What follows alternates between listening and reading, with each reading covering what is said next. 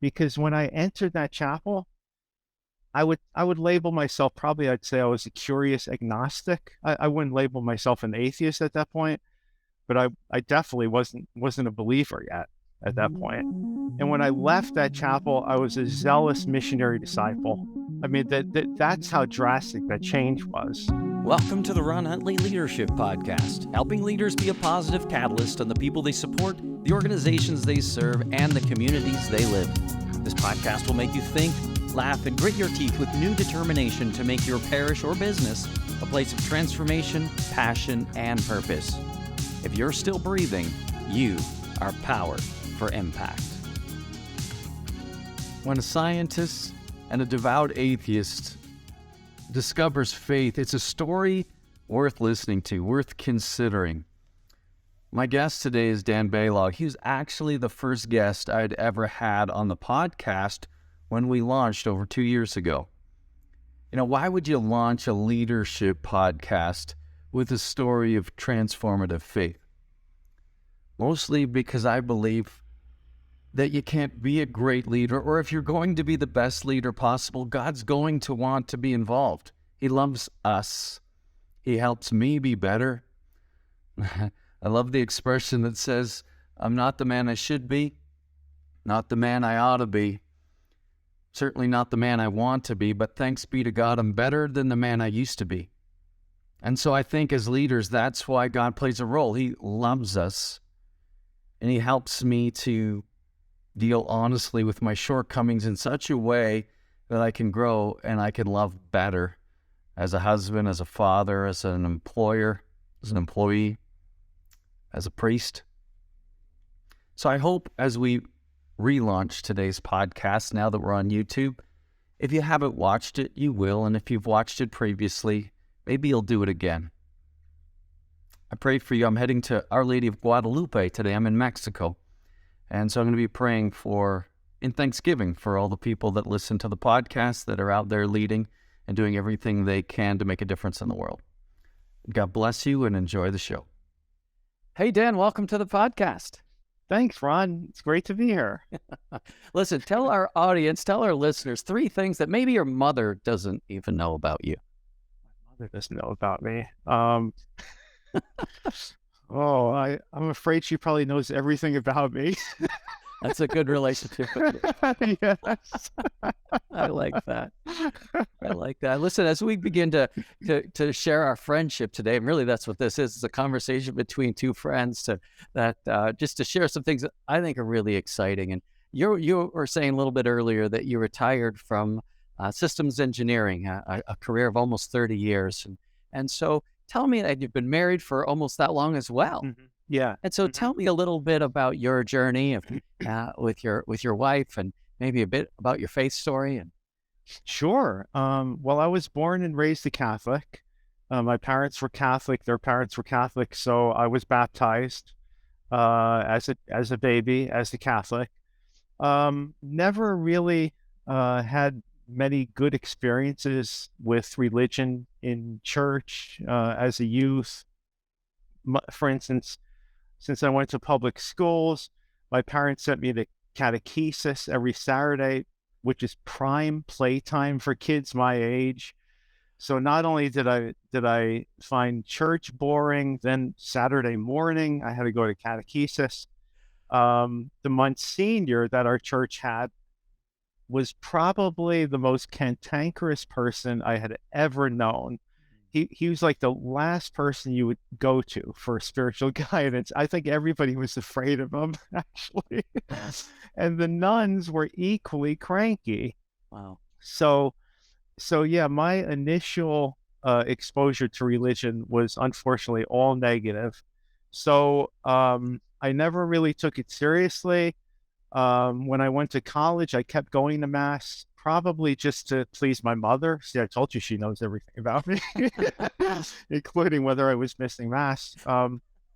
And I guess after graduating college, probably the tipping point or a turning point for me was getting a job at Bell Laboratories.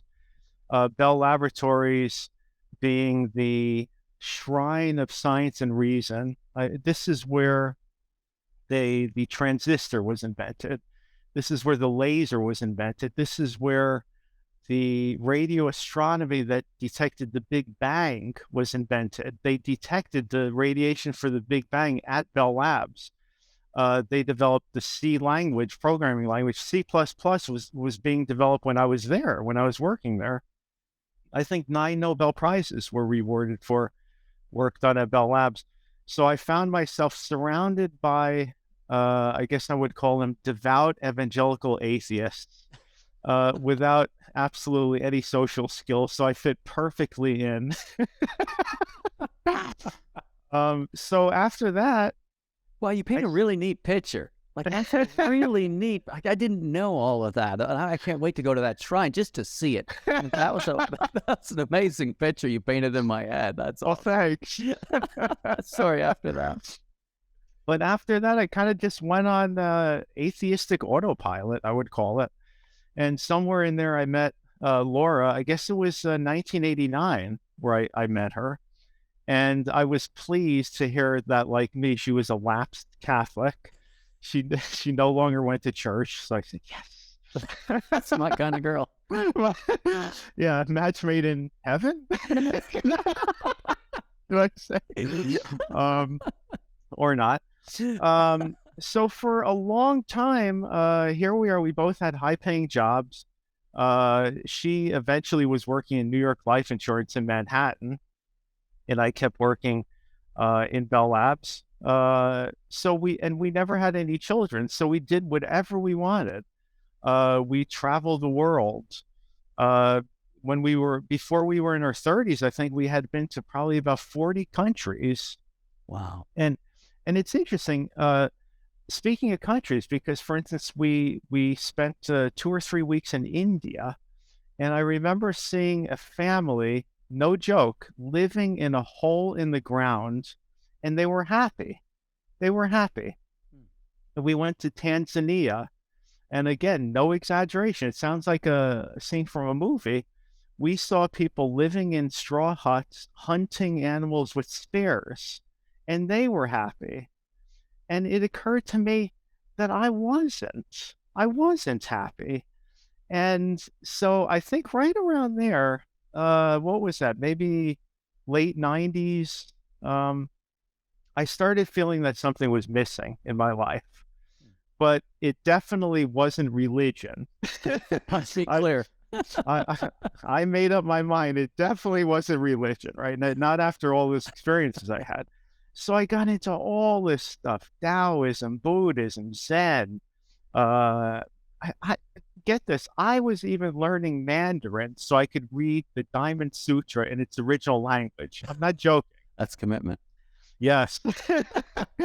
I did yoga for 10 years. I read the Bhagavad Gita, the Upanishads. Nothing stuck.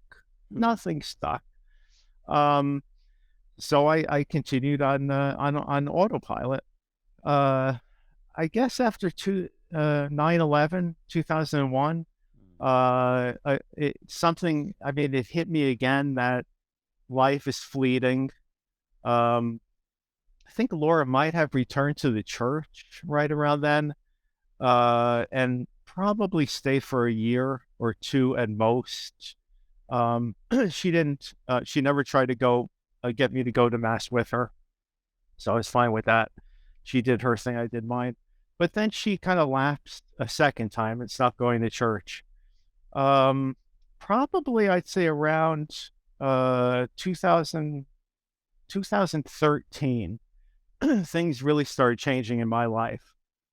My godmother, my Aunt Kate, had a massive stroke and spent the last 2 months in the hospital.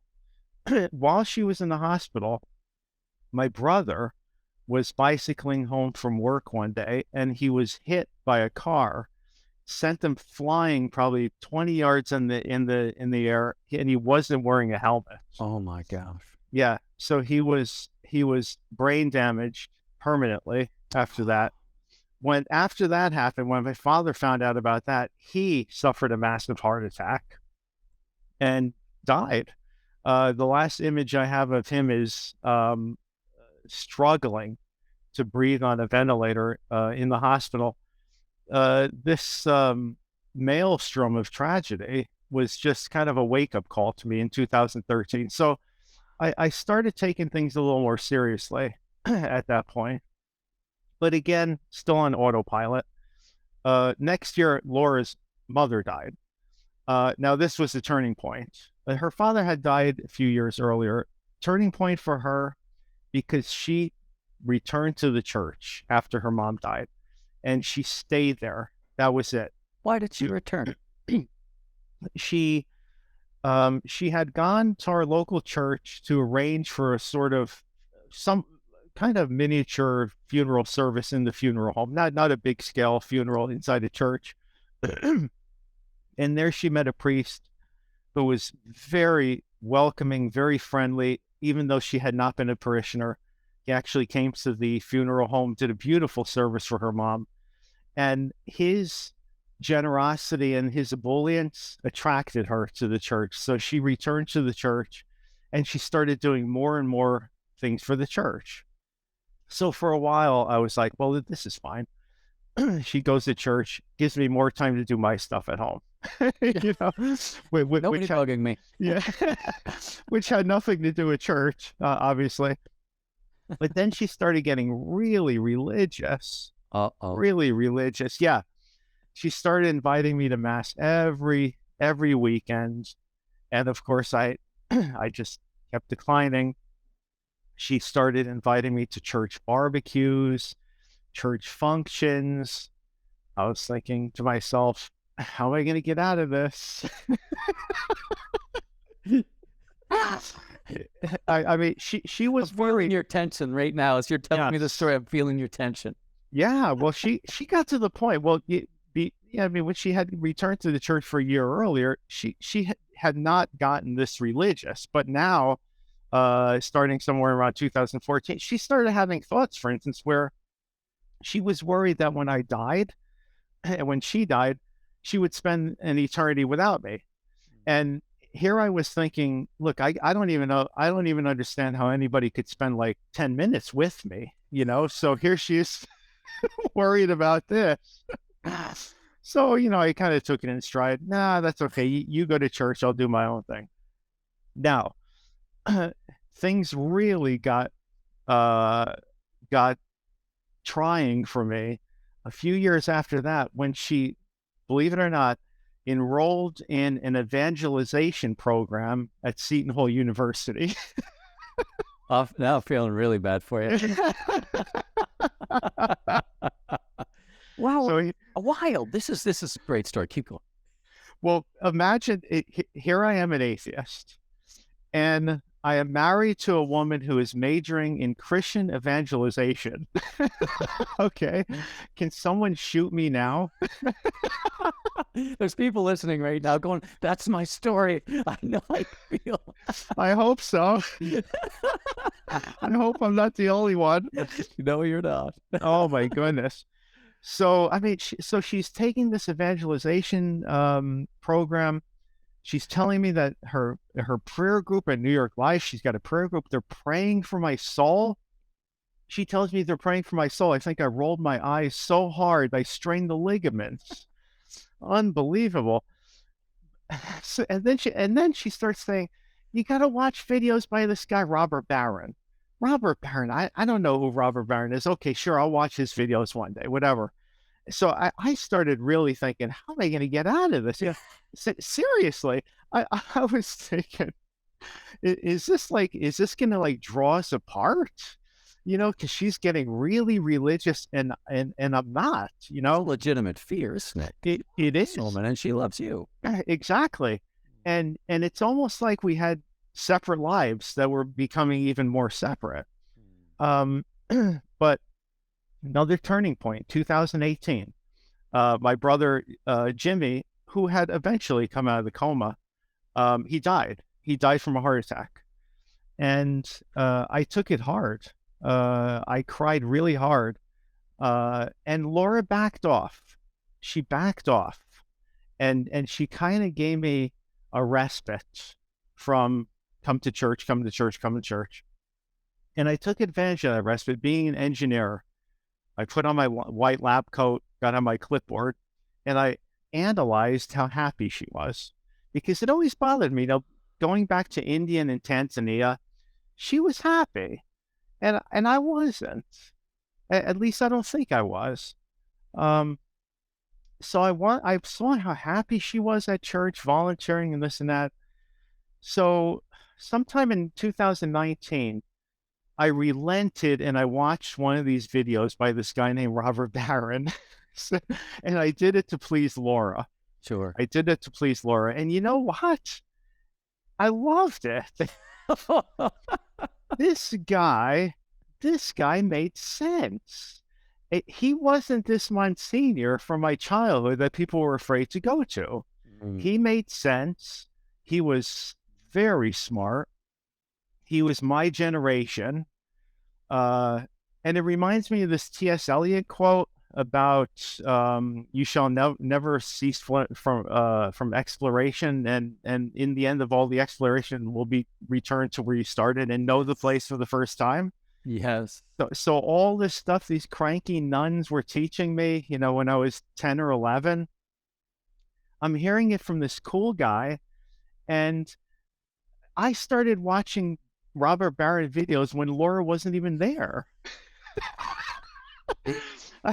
I think I ended watching everything he ever recorded on video.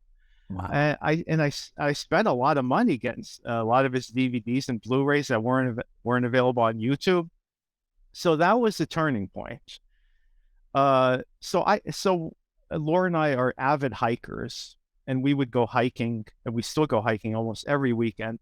And when she had enrolled in the evangelization program, she would bring up things that she was learning. Okay. And watching the Bishop Barron videos and hearing what she had learned, I always had a philosophical bent, and I enjoyed the philosophical discussions. I was still an atheist, but I would challenge her. She would give me reasonable answers. I would challenge her about things that Robert Barron said in the videos, and she would give me answers that she was learning in her evangelization courses. So it was pleasant. It was actually pleasant, the conversations.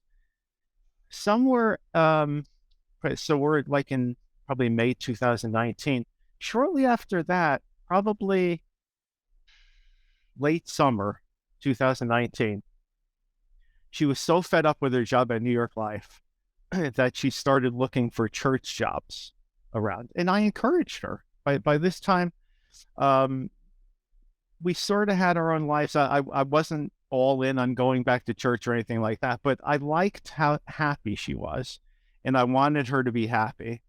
It's neat about that too, as you're saying, Dan. I'm thinking, because at one point, as you're sharing your story, it was like, oh gosh, is this going to be the thing that pulls us apart? Because you guys loved each other. You spent a lot of time together doing some really fun things, making some memories. And all of a sudden, this new thing is introduced that feels like it could pull you apart. But while being an atheist, it's kind of neat. What I'm hearing is you began to just explore on a philosophical level what these things were. And so then you could engage again. So it sounds like at that point, it was no longer a threat. It was no longer pulling you apart. You could both engage and enjoy each other, but not be somebody you weren't.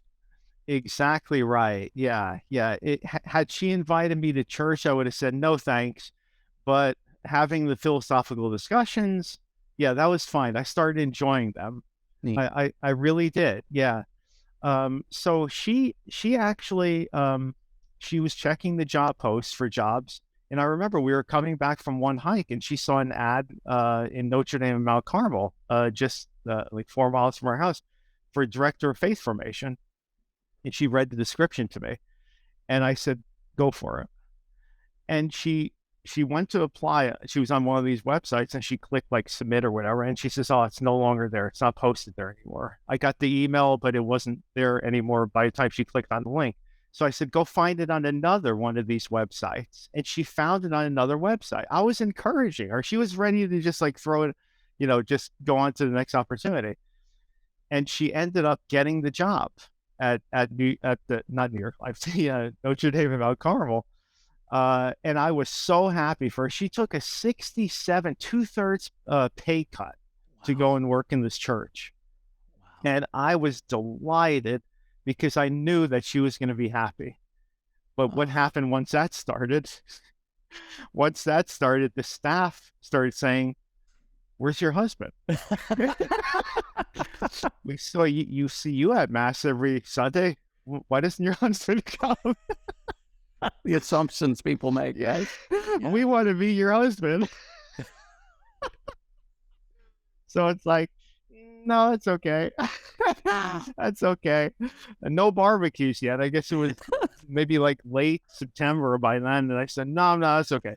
Yeah. So after, I don't know what did it, but after about 30 years of invitations to mass being rejected by me, I finally said, okay, I'll go to mass. I have it written down somewhere, here, the exact date. September 29th, 2019. Huh. First time I went back to mass in over 30 years. And I was blown away by the hospitality. Now, I had been observing Laura for months, how happy she was with this religion thing.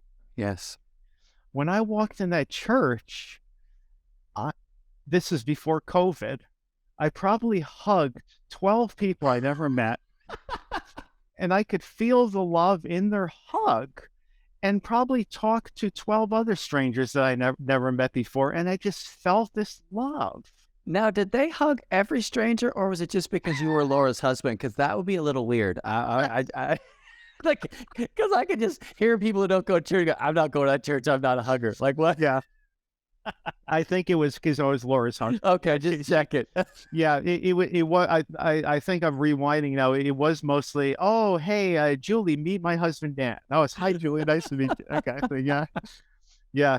But the observing how happy she was, and then observing how happy they were, I started thinking, maybe there is something to this religion thing, So I felt that strong sense of community. And I loved my first mass in over 30 years. Did you? Yes. Yeah. And Father Patty, the pastor of Notre Dame, I remember I was sitting in the pew with Laura waiting for the mass to start, and he was up on the altar adjusting something, the readings, and he saw me, and he made a beeline right for me. And I stood up to shake his hand, and he opened his mouth, and I thought, oh my God, the pastor here is Barry Fitzgerald from Going My Way. Unbelievable. With that beautiful Irish brogue, that accent. But awesome guy. Yeah, he really is. One wonderful experience after another. So as we were leaving mass, I said to Laura, I think I'll go back. I'll come back next week as well. And the next week, and the next week, and the next week. And the dominoes started falling at that point. I went back to confession for the first time in over 30 years. My penance was 1 month long. The priest gave me a penance, which lasted 1 month. I kid you not. I started receiving Holy Communion again, so on and so forth. But I wasn't all in. I still wasn't all in. My scientific engineering brain still had questions about the existence of God. I think I was going back for the sense of community, which I loved, right? And sort of going through the motions. But then another turning point in my life, Laura invited me to Alpha. And when I first heard, she says, why don't we take Alpha together? And I said, Alpha? It sounds like dog food. Why do you want to take Alpha with me? What is Alpha? Yeah. So she explained it to me. So she said, you watch these Christian videos, and then you talk about it with people. And my reaction was, maybe that's not so bad. It's sort of like watching Robert Barron videos, and then I could talk to people about them. So I said, let's do it. And initially I resisted, but I ended up really starting to enjoy it, and really growing much closer to the people who were strangers at session 1. Yes. And by like session 12, it's like, oh my God, it's like, I'm gonna miss you guys so much. I'm still friends with everybody that was in my on my Alpha table. The turning point, though, was the Alpha retreat, and that was November 2nd, 2019. Now we remember all these dates, right? Okay. In the morning, in our breakout room, the table host posed the question, when was the first time you felt the love of God? And I froze. Because I had never felt it. Never. How could I have? I was an atheist almost my entire life. So I ran out the clock before they got to me. I did. I didn't want to answer the question. I asked follow-up questions to everybody, and we ran out of time. And you're killing me. That is a very, very strategic move. Well done. Yep. I didn't have to answer the question. So I said, oh, good. Let's move on to the next topic of the weekend, whatever that was. 4:30 p.m. The entire Alpha congregation meets inside the church for this prayer ministry. Now, they didn't give a lot of information. They didn't give a lot of detail because they knew I would have been out the back door. So I'm sitting there in the church, and I'm seeing all of my Alpha friends go up to our prayer station, and they had prayer stations set up around the perimeter of the church. Ours was set inside the chapel. There's a chapel up to the side. I was so skeptical that I let everyone in the entire church go first. Go ahead. You want to go? Go ahead. You want to go? No problem. Yeah, I know you got here an hour after me. Go ahead. It's very hospitable of you. Yeah. I don't know if, like, deep down I was hoping they would run out of time. Or the other time, why not? We're trying to run out the clock again. But my Alpha team was so hospitable that they actually made time for me. So my time had come up. I had to get up out of the pew, walk the 20 feet over to the chapel. I sat down. We joined hands. I closed my eyes, and they started praying. And then something really strange happened.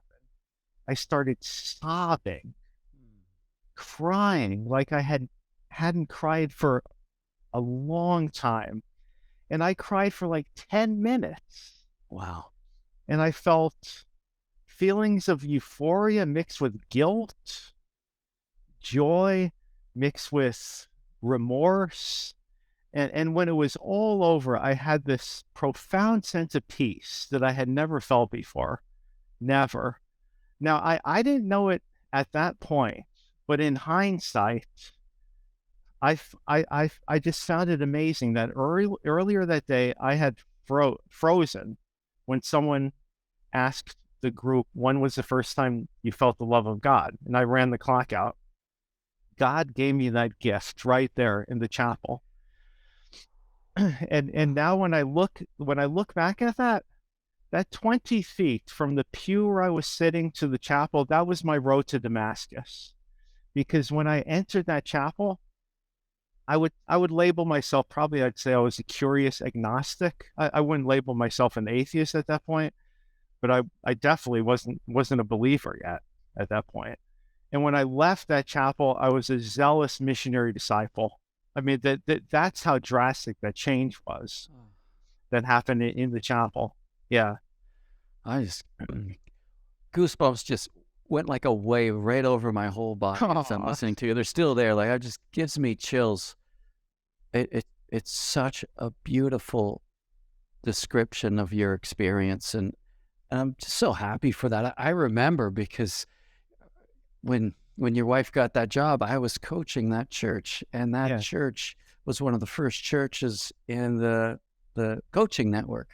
Yeah. And I remember when she was hired, how excited everybody was. And I didn't know your story. We didn't talk about you.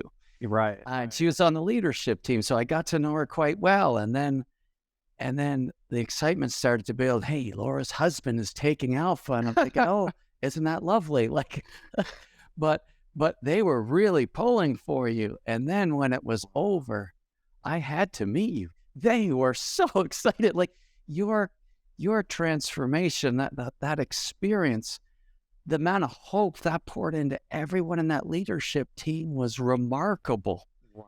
You I know? didn't know that. Oh my, That's wonderful to hear.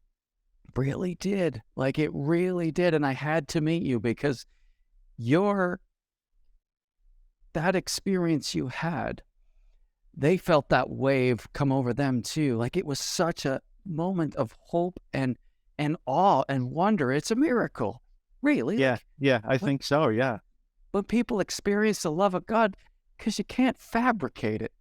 yeah, yeah. I know, and man, that changed me. Boy, was I transformed. I mean, let's put it this way: I avoided the church for like 35 years. I think the church started avoiding me. It's like, here comes Dan again with another idea. You know, I said, we got to take Alpha to prisons. And they're like, huh? And I'm making PowerPoint presentations, and I joined the hospitality committee, and I took Men's Cornerstone, and I did things for the marriage ministry. And it like anything, I was helping Christina update the website and things like that. And of course, I wanted to be an Alpha team member. So yeah, I mean, it's like you couldn't stop me. Um, and what happened was that the next Alpha, of course, I was on the team. I said, I got to be on the team, got to be on the team. And this was 2020, this year. Yes. And it was February, and we did 2 sessions in person, and then COVID arrived, and it put everything on hold. Everything. Actually, so if I could back up just before that, I think it was February. The church asked me if I could give my Alpha witness at all 5 weekend masses in the church from the altar during the homily after Father Patty addressed or introduced me. So I was like, oh, I don't know about this. Now, I was very shy. I've always been an introvert with an aversion of public speaking. Sure. Really, a total aversion of public speaking. But I did it. I said, I'll do it. And let me tell you, it was one of the most rewarding things I've ever done. Probably the accomplishment of which I am most proud. 5 masses in a row, 1 Saturday and then 4 Sunday, giving my Alpha witness. And it was so rewarding. I still get people walking up to me saying, I remember when you gave that talk in February and how inspirational you were. So that's the thing that inspires me. And that, I think that's what drives me. I described my 20-foot walk from the pew to the chapel as my road to Damascus. I want to take as many people on that road to Damascus as possible. So when COVID struck, of course, I went to the church staff and said, we got to take this online. And they were dealing with all these problems, all these emergencies of Alpha. It's like, yeah, we'll talk about it. And then, a few weeks later, I go back again. We got to bring this online. I'll do the whole thing myself, no problem. Wow. And they were saying they had their doubts. I mean, so did I. I didn't know how the Alpha weekend would work, right. But I was saying we're not going to know unless we try. But they were still busy with all of these COVID emergencies. People were getting COVID, and you got to inform the parish and this and that. It got to the point where I felt I was beating a dead horse. I hope I wasn't annoying them. They never gave me the impression I was, but I just kept at it, persisting. And eventually, I guess it was somewhere around May, after about 2.5 months of persistence, they gave me the thumbs up. Okay, take Alpha online. We established the virtual Alpha ministry. I became the lead of the virtual Alpha ministry. I had been a member of the parish for 3 months. So you had plenty of experience. Plenty of experience. I was an Alpha guest 3 months before that.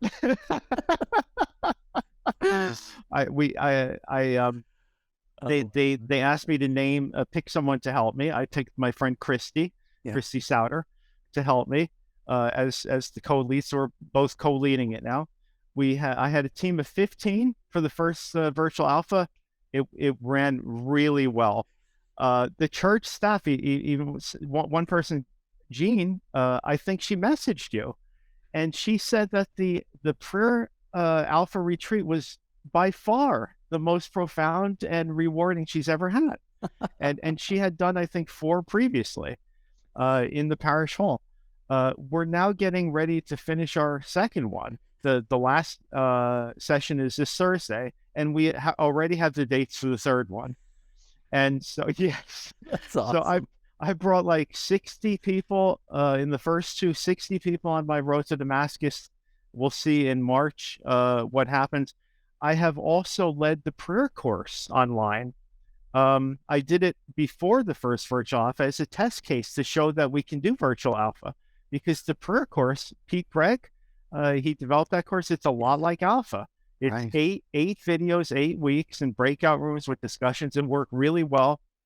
I guess I had over 40 people on the first one then, and then did it again like just a month or so ago. Had another over 30 people. So let me tell you this: nothing I have done for money my entire career has been as rewarding for all this that I'm doing for free. And I just want to do more and more and more. Oh, wow. This makes my day. I think about, I remember being in a talk with Father James one time, and we were at an event where we were being trained actually in some coaching, and there was an evening event so Father James could talk, and we're in that room, and he gave his presentation, and then there's some questions, and some people were saying, yeah, but we think we just need to spend another year or 2, catechizing people, making sure we give them the right courses, then they'll be ready to go out.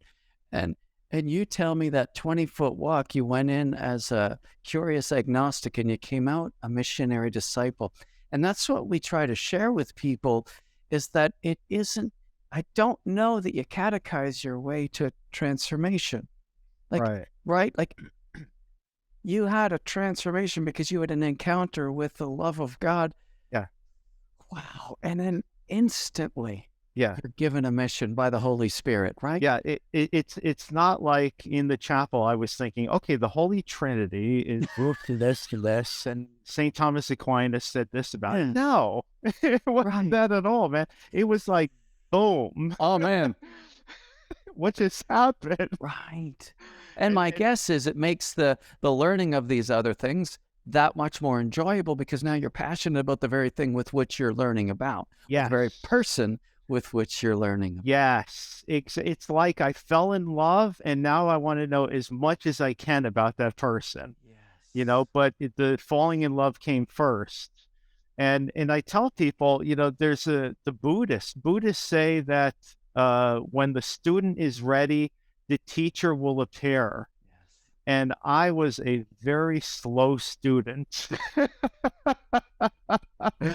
Very slow. But I had the most patient teacher in the world, was always there waiting for me my entire life.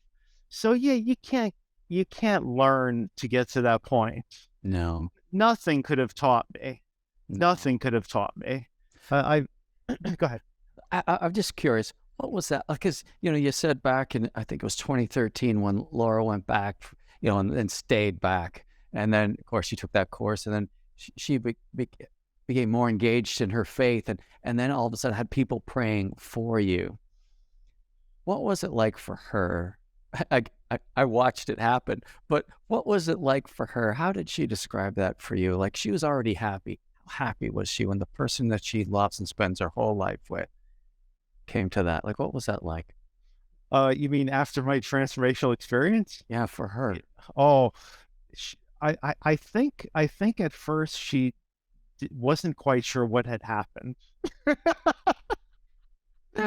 Like, she turned into me for a minute there, right?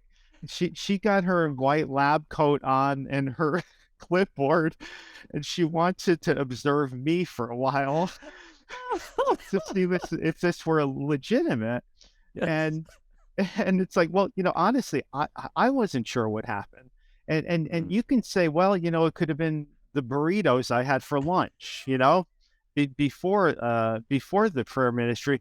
But why have I done all I've done since February? Why have I done all this? Yeah. And I just want to do more and more and more. And if you looked at me a year ago, I wasn't doing any of this. I didn't want to have anything to do with this. Mm. So if we try to scientifically explain it, I think we're going to come up short. But Laura, I think it started gradually sinking in that I was all in finally. I was going to church. I was introducing Laura to people that I met in church. Your friend. Hey, you're the Alpha guy, right? Yeah, me, my wife Laura. She's director of faith formation at the Parish. So it's like the roles were reversed for a while there. It's like, she was way ahead of me for years, and then I like zoomed way ahead of her for a while, and then she's like gradually caught up to me, and then we're kind of like finally like together, moving together. Wow. But yeah, I think it was you'd have to ask her, but I think she was when she realized that it was real, she was extremely happy, and she still talks about it. Yeah. We had dinner with a friend just Friday, and she said, when Dan was an atheist, I was when I was going to church and people were saying, oh, I did the rosary with my husband. Laura was saying things like, oh, I wish I could do that with Dan, but it's not going to happen, that kind of thing. And what's going on now? I say the rosary every day, sometimes in English and then in Spanish. And I can't tell you the last time Laura said it. So now I'm like, now you're praying for her. Yeah, I wish I had a wife who would say the rosary with me. Oh, you crack me up. That is awesome. That is so great. Well, it's been so wonderful watching that happen. And I think about all the people, how often is there a Dan experience in an Alpha? It happens.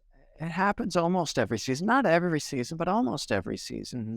And then there's the people that, don't have that road to Damascus experience necessarily, but yet the fruit is the same. You look exactly. 6 months later and their priorities have changed. They've softened. They're more joyful. They're more peaceful. But yes. They couldn't necessarily articulate it with the same dates and encounter that you have. And I think both are equally legitimate. Mm-hmm. Isn't that the truth? Absolutely. And I know some people sometimes feel ripped off, like I took Alpha. Yeah. I heard all these things about it. I heard about the weekend. I was open in my heart. I did ask, and it didn't happen to me. Mm-hmm. And I remember this beautiful lady named Bev who shared that very story with me. And then several months later, Father James gave a homily about the fruits of the Spirit. Because when we earnestly invite Jesus in, when we say yes to the Holy Spirit, he comes. Mm-hmm. And you may or may not be able to articulate that. However, the fruits of the Spirit will begin to manifest themselves in your life later on down the road. Absolutely. And if you're not sure, just ask your spouse. Yes, absolutely. What I tell the team before every prayer ministry session now in Alpha is, let's be instruments of God in planting the seed. Yes. And don't worry if you don't have a green thumb, because once you plant the seed, it's in God's hands. So don't worry, right? Something might happen in 5 minutes. Something might happen in 5 years. Something might happen, you'll never even hear about it. Yes. So we are doing the most valuable work, I think, in planting those seeds and letting God do the rest. And it's such a treat. Thank you so much for sharing your story. I did watch, and is it still on your website? It is, yeah. It is. So I'll put that in the show notes so people can go and watch, because I did watch that because of your wife and the leadership team.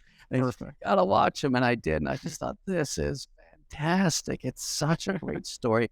But I want to thank you. I want to thank you for so beautifully articulating your experience. I want to thank you for what you are doing. When things aren't easy to lead, churches aren't easy to lead in this season, and you're bringing solutions. You're taking a leadership role because the Spirit is palpable in you. Yeah. Your joy is complete.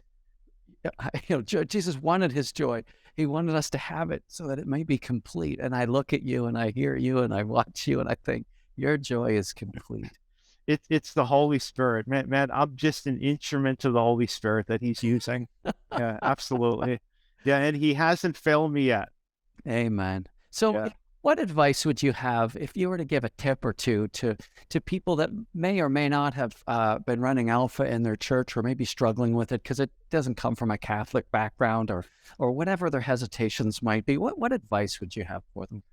Oh, first of all, my advice is that Alpha is not Catholic, but it is Christian. It's not anti-Catholic by any means. So it's Christian. And look, hey, I was an atheist, right? and I was really transformed by my experience with Alpha. And I guess the second piece of advice during COVID is take it online, man, and start on a small scale. You know, we have had an Alpha with team and guests, probably about 60 for the first one and maybe 70 for the second one. Is that right? Maybe I get the numbers a little wrong, but they're large scale alphas. Start small. If you have concerns that a large scale alpha is not going to work, find one or two other people to be on your team, and then go and invite 6 people. So you'll have 6 guests and 3 team members. You don't need breakout rooms. You just do it. And it's very flexible that way too. You don't have to do it the same day every week. You could do it in the morning some days. You could skip one week. You could do 2 sessions in one week. If you miss a session the previous week, it's very flexible. And then you'll prove to yourself that you can do it. You could do it on a larger scale. So don't let fear of the unknown prevent you from doing it, because you can do it. It's love it. And what would you say to the Lauras out there, the spouses, male or female, who are engaged in their faith and just longing for their spouse? What would you say to them? I would say never give up. Never give up. With faith, you can move mountains. And Laura, with her persistence and her concern for me, never gave up on me and moved me. So don't ever give up on your spouse. What advice would you have for the Dans out there that have been pushing their spouse away? And what would you say to them? Watch Robert Barron videos. Fair enough. There's worse things they could do. That man is ridiculously smart, very logical, and just compelling as the day is long. Dan, thank you so much for spending this time with us on the podcast. You're an absolute treat. Thank you, Ron. It's been a pleasure. Thanks for having me. God bless. Thank you. I want to encourage you, as you lead this week, be faithful to God and generous to others. See you next time, and remember, if you're still breathing, you are powered for impact.